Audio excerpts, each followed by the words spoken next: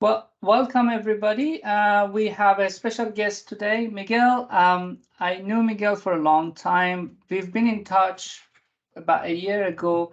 So when I was in the industry, so like a prominent software back then was XSI, if you remember, Miguel. So it discontinued, but it had a very interesting rigging platform on it called Gear. Then when the exercise discontinued, everyone was just like, what happened to that rigging platform? And happily, Miguel took over, and like since then, it's how long it is? It's a long time now. 10 years probably Yeah, it's around 10 years around that it's that. working. Yeah. Yeah, it's working on M Gear or Maya Gear for Maya or M Gear, which is like the an automated rigging system. It's a fantastic rigging system. I think it's one of the best automated ones out there. It's very robust. It's solid. I know it because like in Toy Box one in Oakland when I was a CG supervisor, the guy next to me was the rigger from Weta, and he was the guy who only used like kind of he used to build his tools. A fantastic clever guy. So and but like one day he saw me using mg and I said, what is that? And I said, it's a automated rigging system. And he says, one of those. And just like, but 2 days later I saw him using it and just said, oh, this is fantastic. So it's very well written, very well thought, so structure and system he's using it. So it's a very solid rigging platform, but we know that your story is beyond the tool that you developed and generously shared with the community. I didn't know you worked on Oni, the Thunder God. Yeah, it's one of the cutest shows out there thank now. you. Yeah. It's So the yeah, 21st. Yeah, 21st of this month. It's gonna be released on release Netflix. on Netflix. Okay.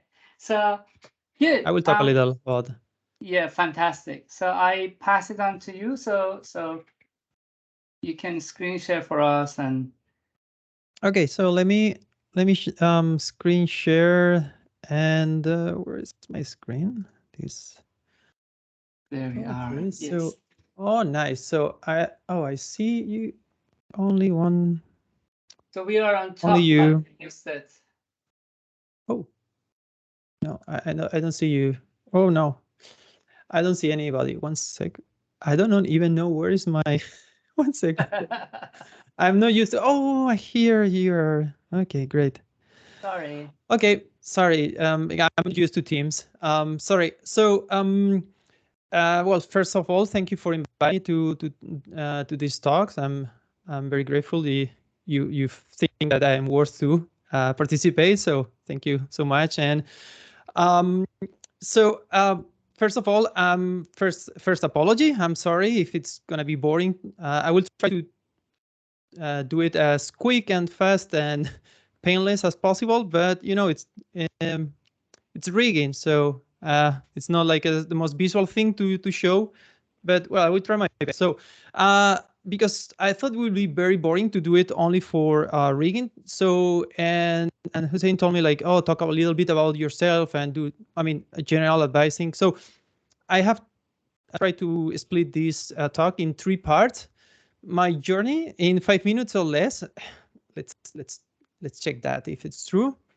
And then I would like to talk a little bit about general advice in the industry and things that help me on my journey. So, to be honest, it's the first time I try to do this kind of advice. So I hope it's not completely nuts, and you can get some valuable information or experience, or I don't know, something that make you laugh maybe.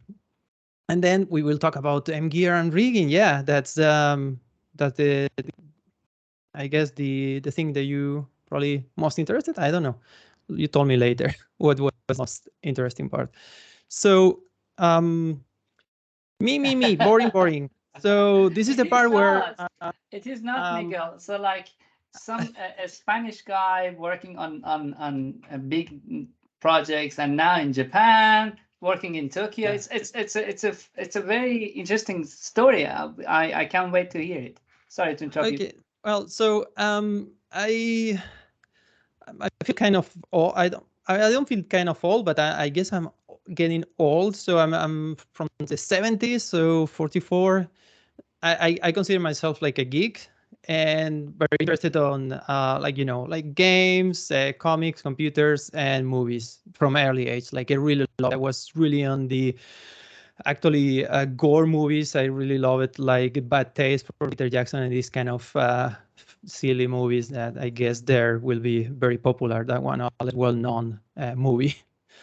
So I'm in this generation that it's by the way, can I ask questions while can we do this as a conversation? Um, uh, can I ask the average age of absolutely. everybody? Yes. Like don't need to give me the, because I guess you younger than me, probably half the age. So 20s. I'm 28. I was surprised to hear you're 44. I look older than you. I was like because I'm balding, but I put the hat, so you don't know. And the trick is when you have white hair, you just trim it so nobody knows anything. Okay, so let's say you're okay about like 20s, everybody. That's great. I'm jealous. Enjoy the 20s. So well, I think I'm very lucky because I born in a moment in time that everything was analog. So I had this analog childhood and then I digital like teenage years. So that it's a great time to live. I feel grateful to be on that. My kids now they are fully digital, so I feel a little sad for them because they can't basically enjoy some of the things I did, like going on the mountains and going street and playing on the street with friends and things like that. Anyway, so then I started very early to do 3D. I was a geek, movies, thing, computers. I didn't have computer and that back, but I really wanted. So I started. Obviously, I get some free copy of 3ds. 3ds. That's it. No Max. The one that you have on the screen. And I went to my my uncle. Like they have like a garage for Ford, and they have this computer that they use for the car's insurance. So they allow me to install their 3ds and practice. So, and I was like just blow away with all these 3D magic things. So, and I'm mainly self-taught, but I did some courses and some studies during the years. Mainly my, let's say, the most official thing I ever studied it's a film and theater, and photography. So that's kind of like short, brief story of how I started and where I'm coming. So I hope it didn't pass the 5 minutes. So first job in the industry, it's around 98 and I'm 18. I'm still studying, but I'm not kind of like person that I wanted to study like university. Back then, you're lucky. You have a university that you can learn now. But back then there was nothing. So I didn't want to study more. So I just looked for a job. And I was doing 3D, but they say, look, closest studio I had to my house was a 2D studio. We did production animation for England back then. And they didn't do 3D. There was 2D. They wanted to do 3D, but it was too early. Unless 98 in Spain, it's like Stone Age for 3D. So I took my first job as an in campaign. So just filling the gaps with color on the 2D animation. I learned a few things, but obviously this is not it's like a minion. It's a repeating boring thing. Anyway, so first 3D real work I did was as an animator. And in 2000, 2001, I was around 20 years old, moved from Malaga to, Valencia, Malaga, Barcelona. I don't know if you know Barcelona in Spain. It's a beautiful city full of tourists and pickpockets. It's but really, really nice place to visit. Take care with your wallet. Okay, so I spent there like roughly like 12 years, 10, 12 years. From 2000 to 2011, I did all the things I can to survive working on this industry. Small studios, games, lots of advertisement, animation, like TV animation, and some movies. I had the opportunity to go to France for a short period to work in this movie called Jonah Jonah Penguin that was a co-production with France and Japan. And there is where I met first time Jeremy Passerin. That will be a very important name down this talk. And here you can see, I don't know if you can see my pointer, but there's these two projects. So this one was previous to Gear. This is the project that Jeremy came to work with me after we worked together on Jonah Jonah Penguin. He was my supervisor there. I started working in this project as a lead rigger, but I convinced him to come here to be a supervisor on this project. Sadly, the company didn't do very well, didn't go too far, but at least we did this teaser that opened some doors for me. So next thing, from 2011 to 2021, I've been mainly in Montreal and here in Japan, in Tokyo, and mainly worked in 3 studios. So as you can see before, 10 years was basically month by month working whatever I can. The next 10 years were more like stable for me in terms of just a few studios. Even I did some freelance there and there. And the studio was Shed in Montreal. It's a small boutique, but we used to, I mean, they still doing like a really great high quality animation work with characters. That it's in this image. I didn't rig it, but sorry, I just didn't have too much time to get nice images from stuff I did. But you can check my old rig in Reel and you will see it's a bit aged. This is really great. Marsa, I went there to work in a feature film that was canceled. I was fired, and the next day, in the same day I was fired, I was hired again with different. So that was a kind of like a roller coaster day for my career. And the most noticeable one that we did here was Lupin the Third. I don't know if you know this project.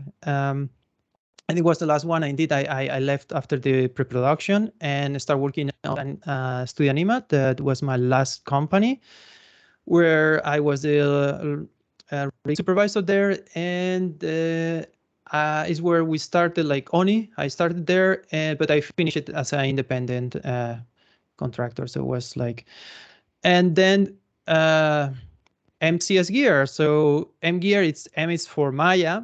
This MCS is because it's my name, so it's kind of like I don't know if it's funny or not, but it's kind of funny. So I own my own company, and if I do one step back, you can see the whole company now. That's it. Basically, I work with my wife. She's taking care of all the management, invoicements, contracts, things like that. So I can focus on my main tasks, that is mainly MGR development and consulting services for the people who is using MGR. And mainly I'm working in games and animation, like feature film or TV series animation. I try to avoid VFX. Maybe we can, if you wonder, I can talk a little bit why I avoid that. Well, honestly, I like more games and animation, but that's our story. Okay, so I hope it was 5 minutes. If not, nobody time it. Okay, it was less than 5 minutes, I'm sure. Okay, so that was sorry. I tried to rush it, so not very boring. Yeah. It was wonderful. I started to know you from Jelly Jam, the image that you showed. Like, oh, so Jelly Jam. Yeah. I was like, who could bend the arms? Because like an arm that bends properly and like twists and like and stretches properly without with the volume conservation, like all sorts of this kind of complicated rigging. And I was just like, wow, this guy must be genius. Yeah. So Jelly Jam, I worked there first for the pilot, and it was all custom rig and like handmade, let's say. And then was the time where I was working with Jeremy at the other studio that they told me I need an auto rigger or something. I said, Jeremy, do you have something? and he didn't had gear yet, but he had the, like, let's say the previous incarnation of gear that was not open source, and he licensed his software for this production. So you can say it's a pre-gear rigging system what it was used on Jelly Jam, and then I went back for a few days also to help to pull up some of the characters. So it was a really great company, really great people, and very it was Pocoyo. It's Yes, yes. so it's the Actually, same same people who did Pocoyo that started this company that was the production company was called Sequoias, and I mean the production, and then the studio that was also part of the same group was called 737 Shaker. That was the studio. And yeah, it was a really great experience there. So, yeah. Okay, so this section, it's called things that help me, or a little advice, and I hope it's not too pretentious. So let's see how it goes. So first, easy advice, it's books. These are books that I think that I was, now I don't read that many of these self-improvement books, or trying to look for better ways to live or to work. But from all the books I have read, and many of them were like books, to be honest, these three are the ones that resonated most with me, and I think they helped me the most. And you will see later that some of the advice I'm trying to share with you guys, it's something that was there. I mean, you can find some of these here. So It Does Frog, it's basically a way to avoid procrastination and to try to optimize or to do the work that you need to do in the order that you need to do it, instead of like being overwhelmed with all the tasks, all the new things that we need to do, and so on. So that's a very useful one. The title is so, but I think the content is great. And the other two are the same author, and I really resigned with his ideas and his studies. The first one is so good that can ignore you. I think the quote, it's I don't remember the Martin something. It's an actor, American actor. Anyway, so I think and that this one really resonated with me, because my previous experience and how I find like a more let's say satisfaction and happiness doing my work, and trying to pursue less like passions and dreams. Even I didn't give up, and you will see. And then the work, this especially, it's very interesting in the way that explains how like how to organize and how to think, and how how the brain works, like to get something of let's say value on your time, like get focus. So yeah, these three are probably one of the three that are more influential for me.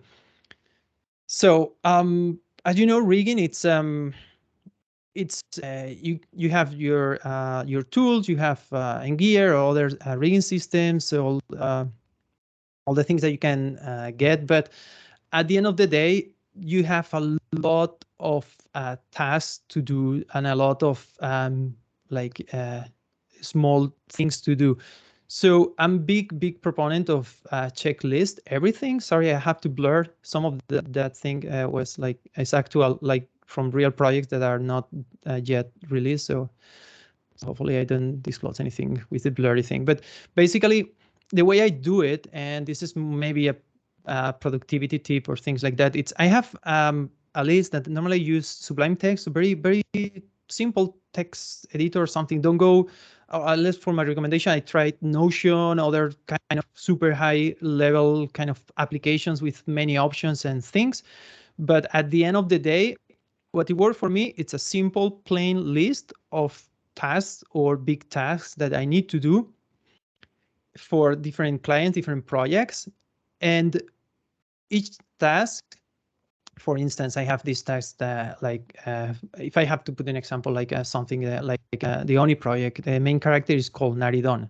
Okay, so I have to rig Naridon. I have to do the template for the rest of the project. So this, you can say, okay, I need to do, well, create the guide with mgear. So I place the guide. Later, I have to do the skinning, and then I have to do the corrective lane shapes, and blah, blah, blah. So the basic things that you probably all are aware on that, I guess. So the way I try to organize that, I have this digital thing, but then I go to paper. I have this, I don't know if you have there Muji or any other like this, that it's just simple notes. This one, it's more like a task list, so very convenient for big tasks, but I also have like a small cheap notes all over the place. And I try to do these tasks and break it to the smallest detail, to the point to be border, like kind of stupid. like for instance, I try to put like every single step I will do. So first, I put that in I use the big ones for like medium size, and then the small books for small little tasks. But to small little tasks is like place the guide, build. So I build the guide, so push the button. That is one task. Next task, take all the controls and adjust to the size of the character. Export the controls, and so on. So very detailed task, like really, really then. Then we have that. The vast majority of the tasks can be processed in a kind of brainless state of flow. So you put music, you put your list there, and just try to cross as fast as you can all the tasks without thinking too much on the task. So if you build, you build. It obviously takes some time to forget anything, but I spend sometimes more time doing my list than executing the list, honestly. If you don't do the list, and there is another book I didn't put here that is the Checklist Manifesto, that also very recommendable.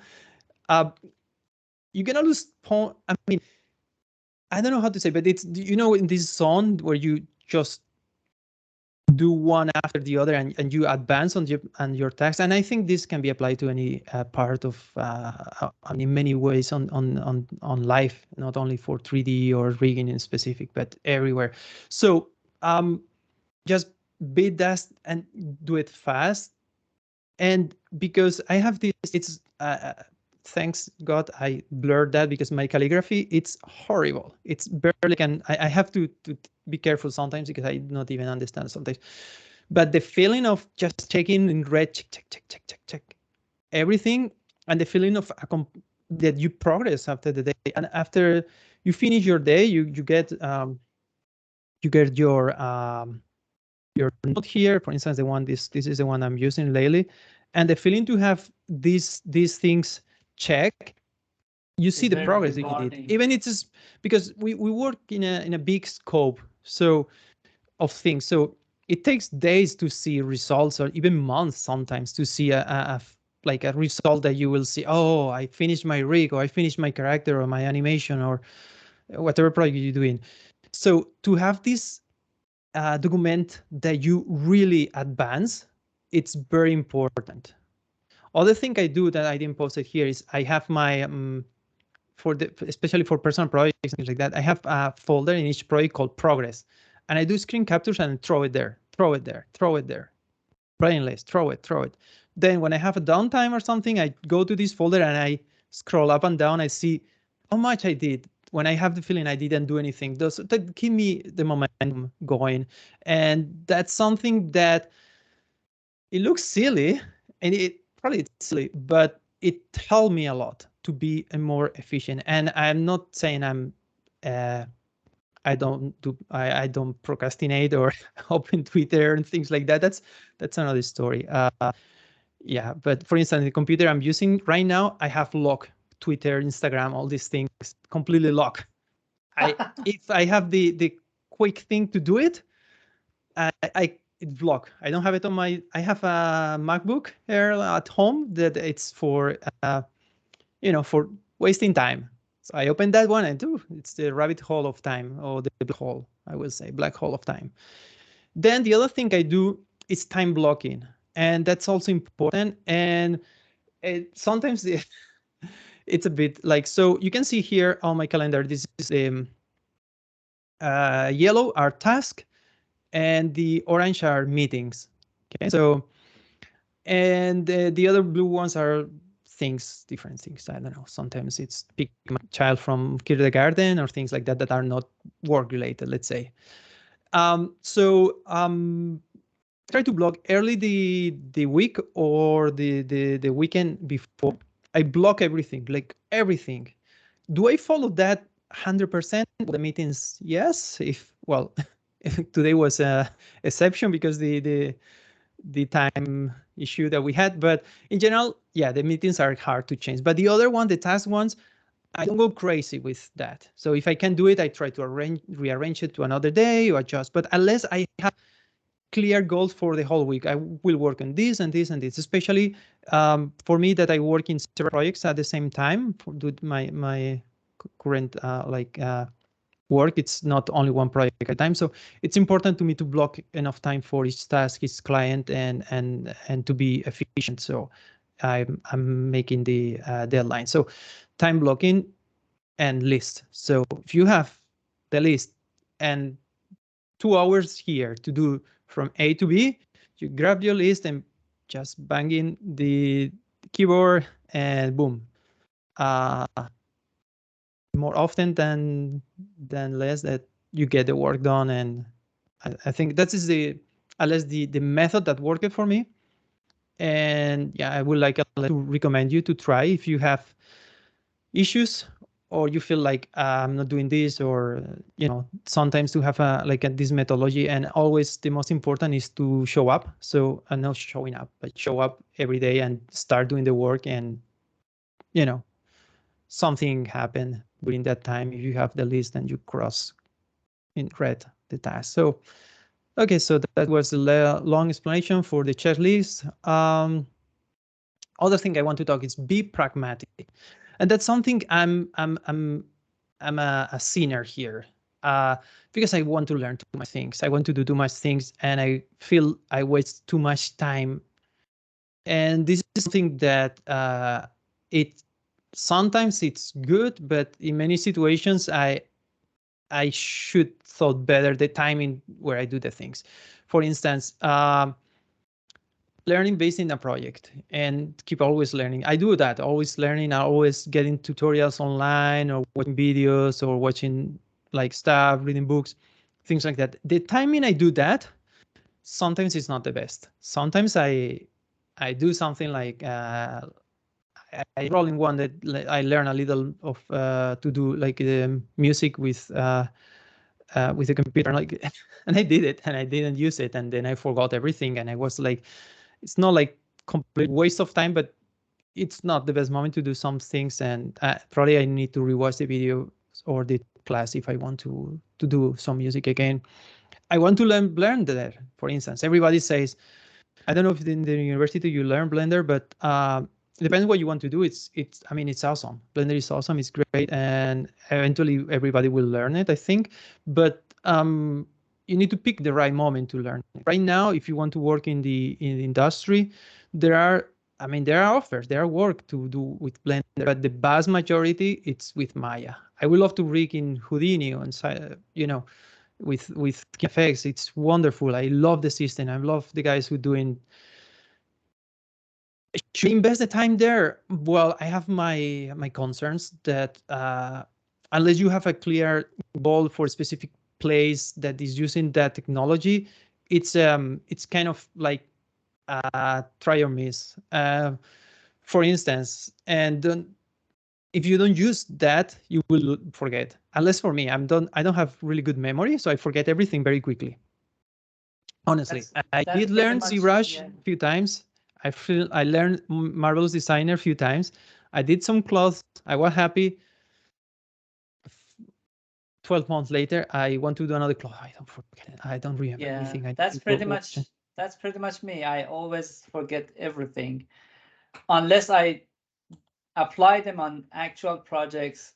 multiple times. This is actually a very good like point, Miguel. I really enjoyed your previous slide about like how to progress forward using checklist and like progress folder and you know, time blocking. That was wonderful actually. So but and learning through the project, I have tried my best to set up so I don't talk about tools, but like ask students and help them to learn through making. So my students make projects, and through making them, like they suffer, like many, like it's hard. It's like, but they learn through practical stuff and you know, being pragmatic. That's fantastic. Yes. Yeah, for me, I mean, the act of learning for me means the act of practice. If you just study and you will memorize the stuff, but that's for me, it's not learning, honestly. Yeah. Alexis says Unless that's on some exception, maybe it's history. Maybe you need to memorize the stuff. But in terms of being practical, you put your hands down, or you're not gonna. I mean, unless for me it doesn't stick. You can throw me a book in the face, it's not gonna stick. It's gonna, yeah. So that's what it works for me, and I think it's practice. So it's very practical. Alexis here says that's actually amazing. I really admire this scheduling planning part. Actually, Alex is a very good scheduler. Varvara says the most satisfying part of scrunching the checklist after you've cleared it. It's so satisfying. I admit that it is very satisfying. I kept my checklist. I don't trash it. I don't crunch it. I just keep it there. I don't know. I should trash it, but I don't know. Just well, that's another story. But yeah, it's very satisfying, and that's the reason, because small tasks are important. Just try to reduce it to the most simple task, actionable thing that you can do, because first, gets you the feeling of momentum, you know, and second, it makes the things easier, because you don't need to think what I need to do now. No, and in environments like we have nowadays, like maybe you have more interruptions that you should, even if you block your time to be uninterrupted, and that is the way that should be. Not always is like that. So if you have an interruption, it's easier to get back on track when you have this checklist, because it's a very simple next step. So you don't need to think. The exception will be on coding for me. For instance, if I'm coding and someone interrupts me for any reason, to even if it's to ask a very simple thing like yes or not, that breaks my flow completely. I like, and that's very or I reply like a machine, like no, and so I just so like a part of my brain just to barely reply without even understanding what's the question. So but it's not a right thing to do, I guess. Anyway, so sorry, I was moving to the next thing, that it's personal projects, and I'm gonna, here it's a love-hate situation for me, unless, and but I think it's very important to have these personal projects that you can translate as passion projects, and we'll talk a little bit about this passion thing, because it's a full mouth word that it's dangerous, I think. So well, I say I will stop talking about myself, but I can't talk stop. So that's my hobbies, mainly photography, photography and electric poles. Here in Japan, I love electric poles, so I always taking pictures of that. And then I'm trying to do my short films or little projects that I never finish, but they give me the chance to try new stuff, doing something that I don't get to use, and obviously, like I was saying, like learning tools that later I don't use for more than a year and I forget again, but are are very, very fun to do, and also kills this little me inside me that says, oh, you should be an artist, you should do movies, you should do this, instead of focusing on the on your work, or what is your choice of specialty. And this is something I want to touch a bit later. But I for instance, I went, like, I did a lot of photogrammetry, and was a ton of fun, because I went with my camera on the street. Normally it's always on the office, so you have different things to do, and obviously it's applicable. And things like the hair, I did. I learned how to use XGen. I didn't like the XGen core. I like it interactive. I felt it was lacking some tools, so I did a little tool that it's now included on Gear, that is the XGen interactive grooming boost tool, that it gives some extra functionality that you don't have on the to use curves as a grooming tool. So see, it's a good place to also experiment, and probably unless you have a completely like your hobby or your personal projects are completely absolutely different from the industry that you work. It's not my case. Maybe in some situations it's that, but there's always some relation I think you can trace back and get some fun while also getting better in what you do. But well, in my case, it's very obvious. I try to do animation after I finish my daily work doing animation, so it's maybe lame, but that's it. So so and here's where is probably one of the slides that it's more I would say maybe polemic. I don't know. I just wanted to open my heart to you guys, so and share my experience, my thoughts on that. And obviously this what I said relate a lot with the books I recommended on the beginning. So passion versus satisfaction, and that sounds like a bit nutty, satisfaction, but or I don't know, like happiness, general happiness on your life and things like that. So as a movie game lover and mega geek person here, obviously when I started animation, and at the first years, what I always wanted to do, it was like animation movies, animation short films, and who didn't dream to make a feature film? Come on, guys! How many people it's here on this on the university to try to do your passion projects, your movies, your short films? How many of sorry, I only see one hand rising, but so that's the thing. Many of us don't go on this route of like work because we hear, oh, the guys in VFX, they're earning a lot of money. Actually it's the other way around, and so it's a very very passion choice career, I will say, in general. But inside this passion choice, I think it's a bit always complicated. It's like this toxic relation sometimes. I will say that you love what you're doing, but at the same time, it makes you very unhappy or unfulfilled in some situations. So, and it didn't change. For me, it didn't change in 20 years, but I learned some lessons. I'm very happy right now. So, so honestly, when I started doing animation, I wanted to be a filmmaker, director. Wow, big words. Oh, so, but I have tried in a really wrong way. And I first, when I was in Barcelona, I owned my own studio for 2 years. I tried to do like to produce projects, and then working for other studios also for a brief period of time, like 1 year. So I moved from technical part to development. So I was trying to produce like there, and it's the most heart crushing experience in my life. Really, I will say I'm never been depressed, like clinically depressed, but the most down times of my life was there because I really wanted to do that. I really love it. It was close to my heart. But at the same time, it's, I mean, if you're an animator or you're a rigger and they say you don't like your rigging, especially rigging is great because it's very factual thing, or it works or doesn't work, or do the thing that needs or not. It's not like artistic where there is open to interpretation. That's one thing.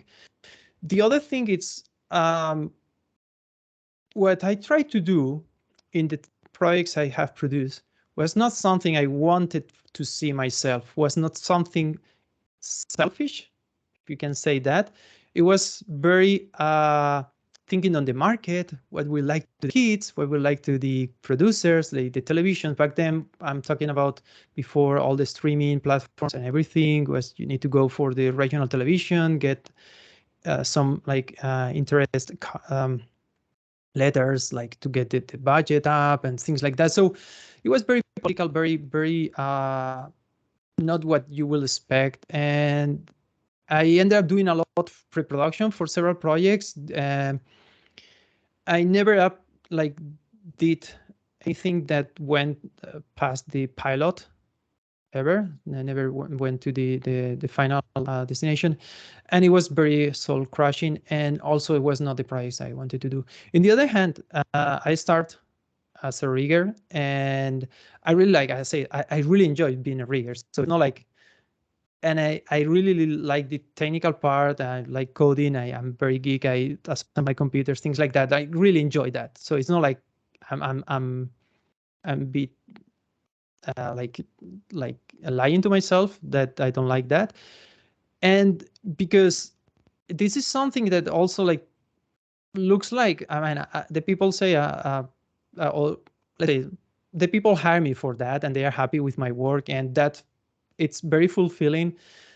And and as when you do it for a long time, it becomes more and more fulfilling to be good at your work. I'm not saying I'm good rigger, or I'm considering myself like so in many situations, but I think I'm a good professional what I'm doing. And when the people is happy with your work and appreciate, and nobody, to be honest, nobody cares about riggers. Nobody knows. My mom doesn't know what I'm doing yet. So it's something, but it's very satisfying. And the general happiness I get for that, it's way bigger than any other project I ever tried to do. Like I felt more like personal. I had this great idea, and that's something that it's conflicting, because inside me, it's still like this kind of desire to go and say, oh, I still want to do films, and I still want to do some festivals, and who don't want to be recognized, being selected in a festival, some awards. I mean, nobody dislikes that, I guess. I mean, and so for me, it's something that you should be very careful when you on your career and what you do in the things, to have the things clear. So if you want to direct, and or you want to do your movies or your stuff, be I will say like truthful to yourself. Like, don't do things that you will think that other people will like to see, because this is gonna crash you. And nowadays, I still trying to do short films, and half of so half of the goal of these short films is to try new stuff and to do some stuff different to what I do daily by day. And the other half is I try to do short films that I like and I don't see out there, and I would like to see it, but I don't even care too much to post it on even in social media. The latest one I'm working on, I posted something on Instagram some time ago, but I stopped posting there. And my goal is finish it and send it to the festival, just for the joy to see it on the festivals. That's it. So if you get something, well, if not, well, but it's very fun when you have something to send festivals, even if you don't get selected, it's something fun to do. But again, it's something that, like for instance, is not like coding for me. It's easier to get in the zone and be than doing the projects I think I really want to do. I don't know, it's weird, no? So you think I really want to do this thing, but then I do this thing and I have more fun doing it, but still I need to do that one. So it's very conflicting. Anyway, so I hope you can get some value from this rambling because it was a bit probably complex topics. Sorry. It was very insightful, actually. These are usually not the topic others point to. but I believe these are the main core human concepts that we have to consider when we go, so especially for my students, like for us actually. So whatever you talked, it resonated with me. Like, you know, we all go through the similar journey. So I thank you so much for opening it up for us. Yeah, it's good to know that even after how long you've been doing it, despite how passionate you are about it, it still doesn't get you down. Like it's good to know that it still happens to, like, professionals like yourself. Yeah, Yeah, exactly. it's not going away ever. And I think it's good actually. Sorry, was Oh no, I was agreeing with Shaz. Ah. Yes, I'm glad to hear it still happens. I'm not the only one. Yay. Barbara has a movie in a Best Design Award. Do you, right? Yeah, I do. Yes. Are you waiting to see the results tomorrow? Or so isn't, you know? It's just Yeah. which movie or? Oh Does no, she there's have- a best awards for New So Zealand there's design choices. Yeah. Yeah, there's the most prestigious award in New Zealand is called Best Design Awards. It has a moving image section that many of our students have submitted their animated short films. 3 of them are finalists. One of them is for Barbara's, I believe. So yeah, good luck for her. That's good luck. Thank And you. I mean I was one time only that we were selected on ANSI Festival on the Oh wow! competitive section, and we didn't won for that one. I was a co-director. It was a short piece we did back in Montreal at Shed. It was like kind of like not it was in the commercial section, but it was like for clients to like a Merry Christmas kind of card, animated card thing. Anyway, so my point was we didn't won, but we were relieved because I don't know you, but I'm stressed a lot, and we were there, and we were like also like with a heart going out through the mouth, my colleague Peash and me, and we lost, won someone else, and the reaction was. Shoo. That was close. No, honestly, it was very, very like really relieving that they didn't won. And so whatever it happened, good luck, but enjoy if you don't win because it's gonna be very good stuff also. Exactly. It'll be fun either way. It's Yeah. satisfying in both scenarios. Yeah.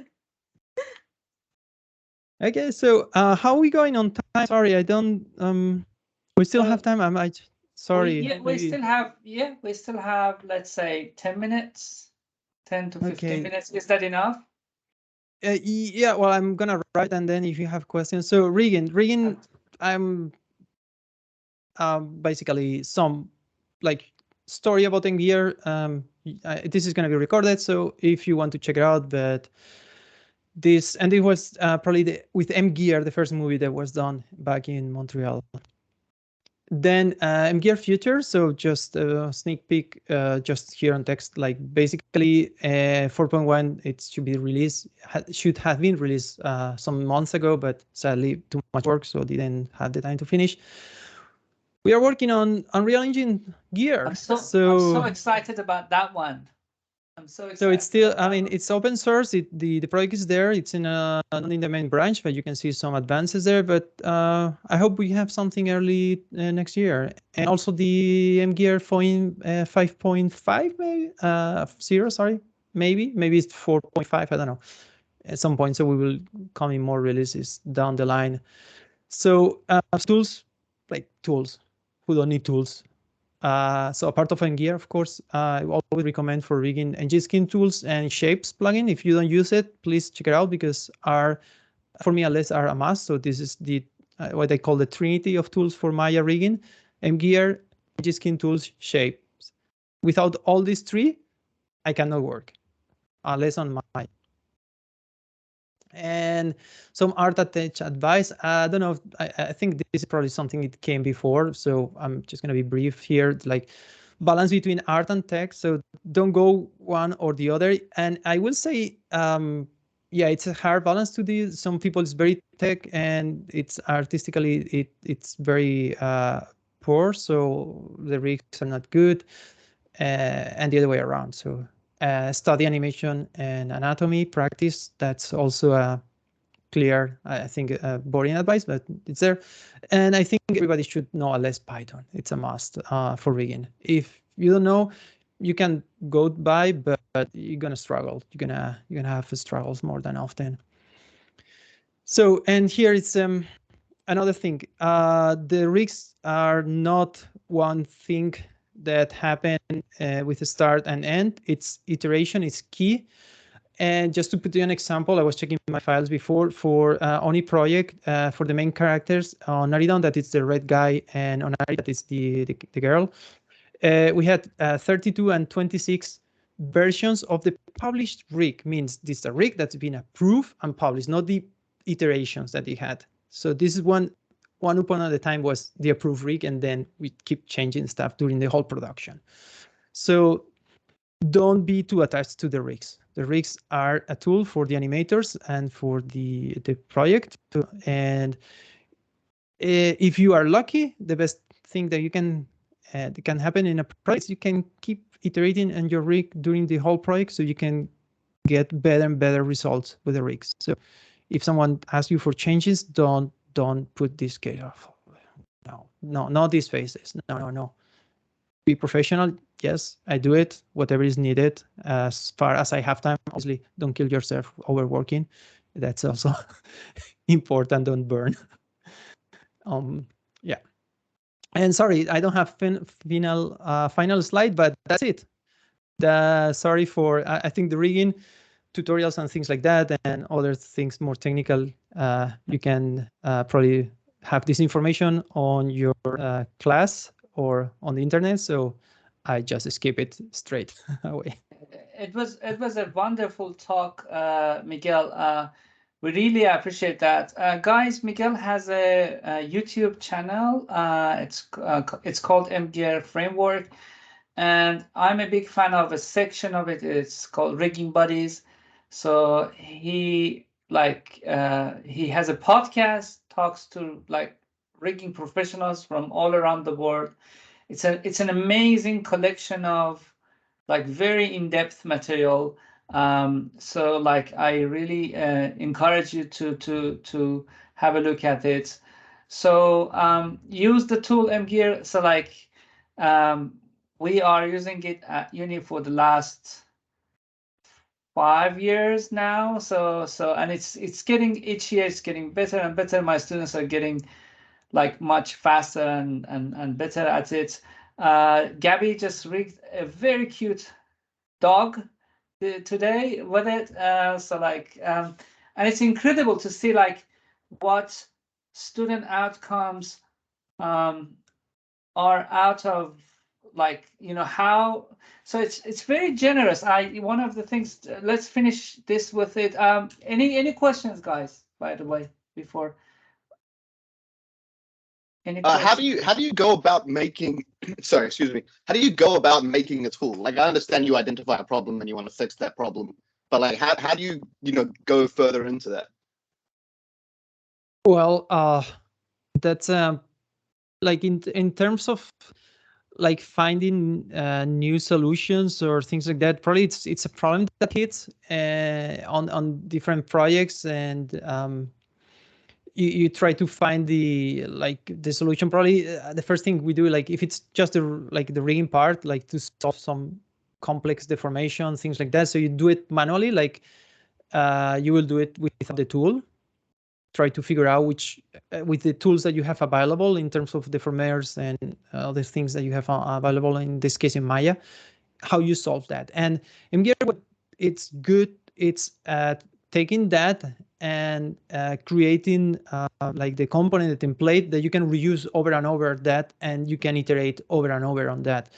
So for me, MGear, it's nothing special in terms of the output, but more in terms of the workflow that offers, like the iteration that I was saying. It's key because I'm not talking projects like that you do 1 or 2 characters and that's it, it's done. I'm talking of projects with sometimes hundreds of characters, literally variations of these characters, and that you iterate for months or years. So I'm talking like maybe a couple of years of iterations over and over, destroy and rebuild, change.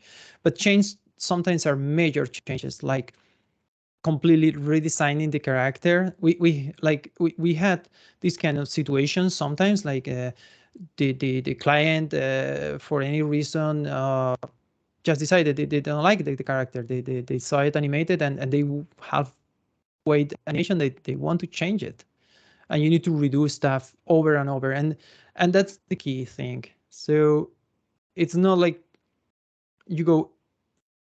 So it's not the final goal, the let's say result important, but how you process during the production that, and there's where it's the strongest thing I will say, and how you find solutions. Well, that's try and error, I would say, and sometimes even say like if you come to me tomorrow and say I have this project, I have these characters with this special design thing, and how you will do that or how I will do that, and especially I'm asking like how long will it take to do 15 of these characters, and I have my data, my statistics from past projects and the team, depending how the team it's worked together before or not. I mean, there's too many variables to give exact numbers, but sometimes. But I mean, the way I work with my clients is not like I say it's gonna take 50 days and this is gonna charge you that. First, I do my evaluation, my assessment, and I normally no, I don't work anymore by time. That's I take the project and I take the project. I don't take the time. If it takes me 1 day or if it takes me 100, I do the project. Now, obviously, there's some pitfalls there, but normally it's and the thing is, when I do the rig, I don't do this is the rig, it's done. No, they check the rig. They say okay, I like this, try this, can we try this? And I say, oh, you want to do this, I want to animate when I move this way or the other way. So I say, okay, I have this, okay, I know what you want. Okay, I have this idea. I don't know this. Okay, let's do both ideas. You try both, and we figure out which one is better for what you want and things like that. So it's more like this kind of relation project iteration. And normally the biggest issue we had is when we hit deadlines, like we need to start animating next week and we need to finish. And normally what I do, it's not anymore doing the rig for all the characters, but I do what templates. I do the initial rigs designs, and I train the team to do the rest. So it's more like, and it's important there. Obviously, when the design is close and you know what you want, there is always space for modifications. But the most important thing is to create the workflow that can propagate quickly and they can process the rest of the production quickly. So I would say try and error, how you design first, and then just pick and choose. Iterate on top of it. Thank you so much. Any other questions? So I finished this with this fantastic talk. Actually, I took some notes from your talk. It was wonderful. Like, it was very insightful. It was very, I think, useful, not just in terms of the industry, but also life lessons. And I think that was the valuable things we took from this talk. It's very generous of you to make this what you do open source and free for everyone. Why? Why you're so good? No, it's not me. And I mean, I didn't first. I have to give credit to Jeremy. Jeremy is Yeah, the biological papa of Engier. I'm just the foster family. I consider. I mean, my kid now. I invest. I mean, it's been 10 years now, but so it's a funny story, but the reason because it's open source from the beginning is because on this company that bankruptcy and didn't go well and so on, one of the agreements that we Jeremy had, and we fight not only with Jeremy but also Helge Matthew was there also with maybe you know him from Fabric Engine after that, and now it's working at Epic. So one of the agreements to hire like people was that every tool that we do there, it's open source.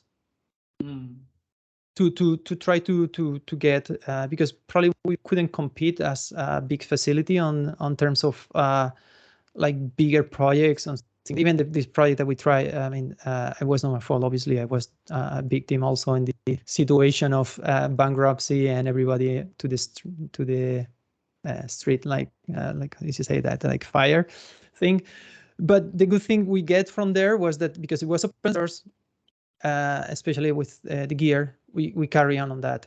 So that's the reason, because it's open source, was kind of the deal there. We are very thankful. Yeah, we are very thankful of this. And I think it has served the entire community. I have personally used it on multiple commercial projects. So like which was worked very solid and very good. And if you remember, we had a communication that I was working on a project that I used a lot of fax facial animations, and we had a communication that I'm willing to help on that. So I got busy with my PhD, finishing it, submitted finally, happily. So like hopefully in future we could collaborate on some parts of it. I would love to be part of this amazing tool as it grows. Thank you. Okay, thanks everybody, and I think you know, you all admit that it was a wonderful talk. Varvara says the animation studio that I interned at Soar by MGear. That's how I heard of it. So yeah, it was a very insightful. It was a very useful talk. I think we sent a digital clap for Miquel now, everyone. And so thank you. thank you so much. We really appreciate, and we really thank you for. We're really thankful for the time that you spent this evening, and sorry for the time difference issue. Thanks everybody. Oh, no worries, no problem for me. Sorry for you guys. Yeah. Thank you so much. Have a lovely evening. Thank you. You too. Thanks, Have a nice day. Bye. Thank you. Thank you so much. Thank you. Bye. Bye-bye.